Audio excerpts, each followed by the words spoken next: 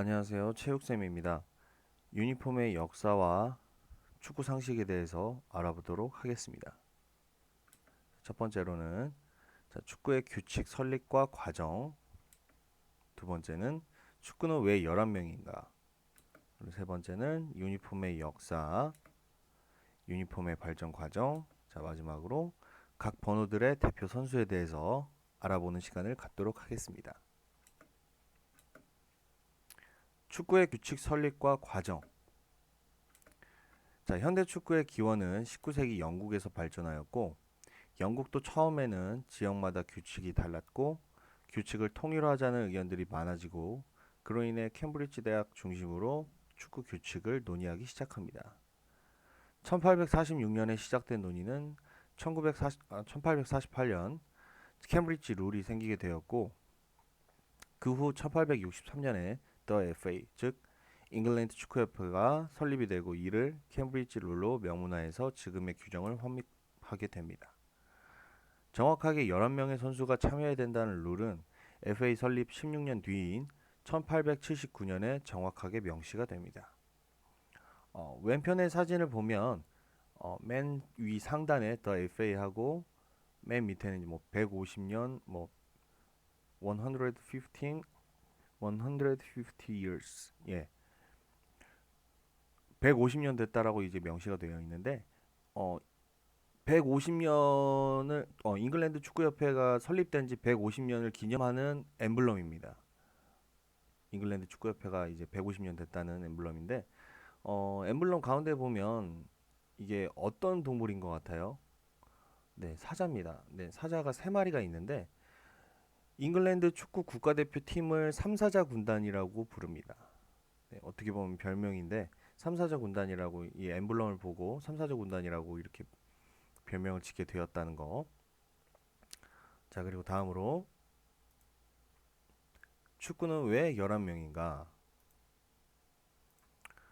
영국에서 처음 축구를 할 당시에는 농촌의 문화가 주를 이루었고, 이제 19세기 초 영국의 산업혁명이 일어나면서 많은 공장이 생기고, 그로 인해 인재 발굴을 위한 학교들이 설립이 되기 시작합니다. 그때 당시에 영국 학교들은 기숙사 문화가 보편화되어 있었는데, 한 방에 학생 10명, 사감 1명으로 구성이 되어 있습니다. 이는 기숙사 대 기숙사, 학교 대 학교의 매치가 성립이 되기 시작하였고, 자연스럽게 축구는 여러 명이 뛰게 되는 스포츠로 발전을 합니다. 영국에서 만들어진 스포츠 중 필드하키, 크리켓 또한 같은 개념으로 발전하게 되어, 이 또한 11명의 선수로 구성을 하게 됩니다. 어, 이 오래된 사진, 왼편에 있는 오래된 사진을 보면 양쪽 끝에는 굉장히 나이 드신 분들이 계시죠.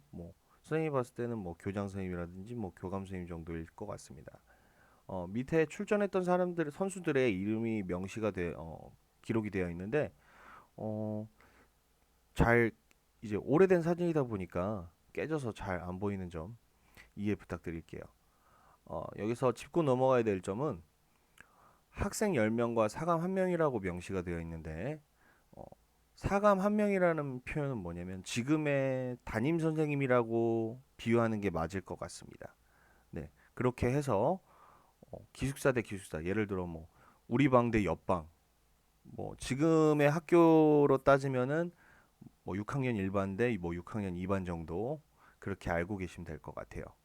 그리고 여기서 좀 더 업그레이드가 되면 이제 학교 대 학교의 매치가 성립이 되고, 이게 자연스럽게 이제 11명이 뛰게 된 계기가 되었습니다. 유니폼의 역사에 대해서 알아보도록 하겠습니다. 왼편에 보시면 스페인 프리메라 리가 소속의 지금 레알 마드리드죠. 레알 마드리드의 초창기 유니폼의 형태입니다.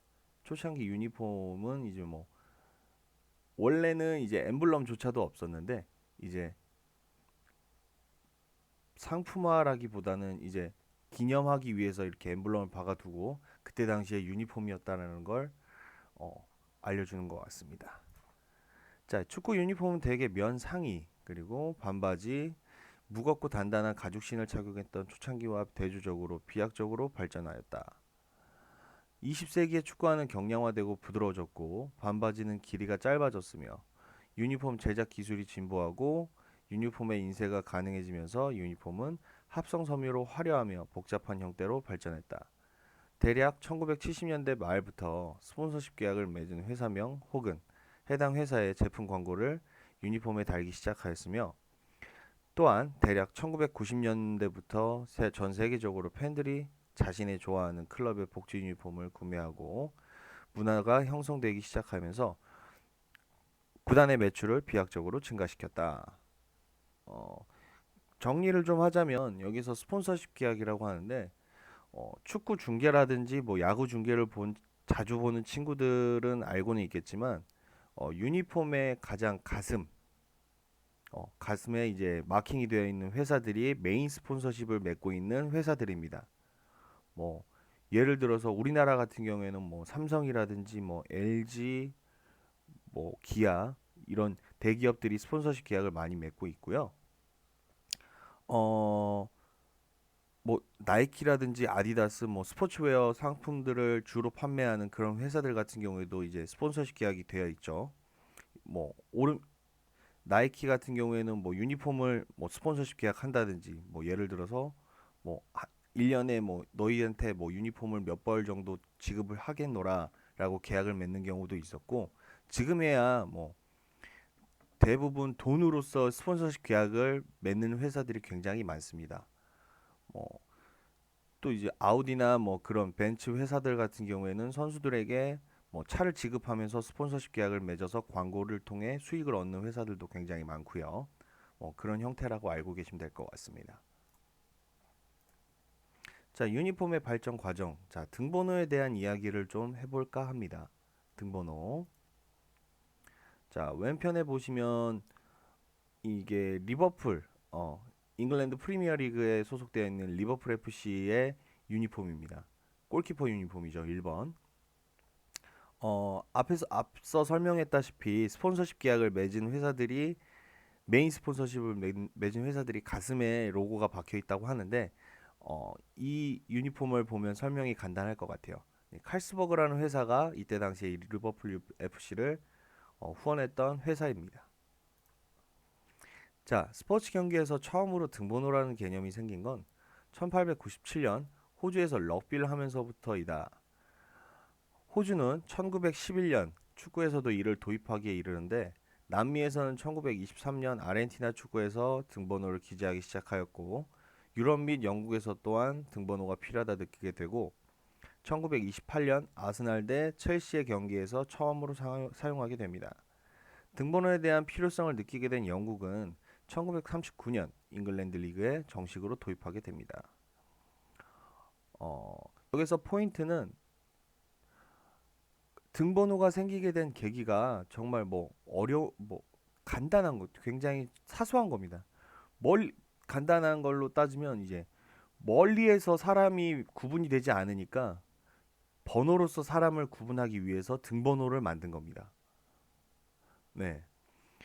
사람을 구분하기 위해서 등번호를 기재하기 시작했고, 그로 인해서 유니폼이 비약적으로 조금씩 발전하게 되었다는 거, 그렇게 알고 계시면 될 것 같습니다.